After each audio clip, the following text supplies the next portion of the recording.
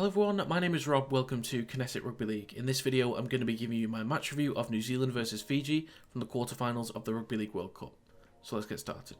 So starting with the losing team, which was Fiji, they put 18 points past New Zealand. They completed at 80%. In terms of stats, I'm not going to go too much into stats. They lost in most areas. They had less errors, more kicking meters, but they had 55 missed tackles, which is unfortunately quite poor. New Zealand had quite a few missed tackles as well, but yeah, 55 is still too much. However, what they did early on was very impressive. You know, got themselves an 18-6 lead. Oh, no, it was a 12-6 lead, sorry, at half-time, and eventually got to an 18-6 lead. For the majority of the first half, they kept Dylan Brown, Jerome Hughes, and Joey Manu out of the game. It felt like the game plan from New Zealand was just to get Manu running up the middle, and that was it, and Fiji dealt with it. They've got big forwards, so as much of an effective and athletic player as Joey Manu is, Fiji's a big side, and they're not just going to let him run straight through the middle. They shut Jerome Hughes down, didn't allow him to be as effective, didn't allow him to evade as much. They got up and attacked the offensive line and really put pressure on them, which, yeah, Hughes couldn't really deal with, and Brown was kind of the same from last week, was ineffective, basically. But yeah, the organisation and the effort was always there from Fiji. I think, not to discredit them in any way, but I think a lot of their field position, they were helped a lot by mistakes from New Zealand in the first 25 minutes, getting good field position, but when they had the good field position, they used it well. They could either get some repeat sets, or they'd put pressure on New Zealand, and then New Zealand would have to start from like within their own 10, and then put good defensive pressure on them, make them have to kick early, or they get good field position from the fifth tackle when the kick doesn't go as far, or they would come close to scoring a try. And I think the execution was decent, just slightly off. Just some passes were maybe just a little bit too high, so a player had to jump for it and then come down with it, so then that slows the progress of just being able to run onto a ball and just directly go through somebody. But it's just small things, that's it. But I would say, yes, they were at times gifted good field position, but then they did well to, you know, did good work on their own to retain the good field position and looked effective. It just small things just didn't quite work out, and they could have had maybe an extra try or two in the game. I think they were extremely unfortunate with the penalty that gave New Zealand the lead, the 20-18 lead. I don't think it was called as a two-man strip. I don't think it was a two-man strip.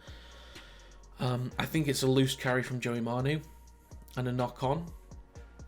It's very unfortunate because there's so much hard work. I think what it seemed for me in the second half was just a lot of fatigue set in, and because Fiji was so tired and getting frustrated with a lot of things going against them, because New Zealand were now getting into the game, they switched some things up just a little bit, but Fiji were getting frustrated and tired. They made a lot of mistakes defensively, and they just allowed a lot of quick play the balls from New Zealand, so that really scuppered their chances in the second half. Overall, it was a decent, solid attempt from Fiji. I was not expecting this at all. I've not been that impressed with New Zealand so far this tournament based on what I expect, and I honestly didn't think Fiji were capable of this, but, you know, I'm more than happy to say they completely proved me wrong on this. I had them losing by at least, I want to say it was 40-something points, something like that, but they could have won that game, and it's really unfortunate. But yeah, it was a good effort. Sad to see them knocked out, but yeah, it's a good way to go out. Moving on to the winning team, which was New Zealand, they put 24 points past Fiji. They completed at 78%. In terms of negative stats, they had 13 errors. In positive stats, they had 6 line breaks and a tackle efficiency of 89.54%. The first quarter of the game, they really didn't help themselves at all. Way too many mistakes. So they allowed constant pressure from Fiji, kept being pinned back. As I mentioned, Brown, Hughes and Manu couldn't really do anything. The game plan, what it looked like, is when they received the ball from a kick, is that the wingers looked to get it to Manu every time to just run up the middle. And that looked like the plan with Manu. It looked like the idea was, give him the ball, he's got enough pace and strength, and he's got a good enough step to kind of gain the easy meters up the middle. That's what it felt like. It didn't feel like they were trying to link up with runs around the back for him to then make critical decisions out wide. It was just, we'll use his pace and strength up the middle. But this is against Fiji that's got a massive pack. You can't really get away with that. It doesn't matter how good you are or how good Manu is. Sometimes you just can't get away with that kind of stuff.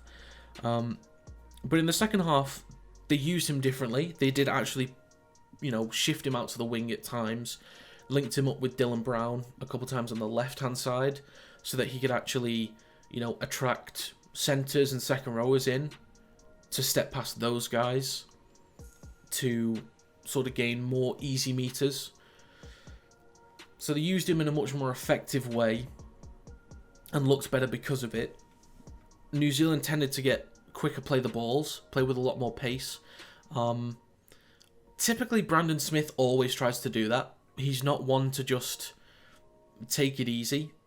He likes to get things moving as quickly as possible. So it did seem to... The typical speed at play the ball is slower when Kieran Foran's in that position.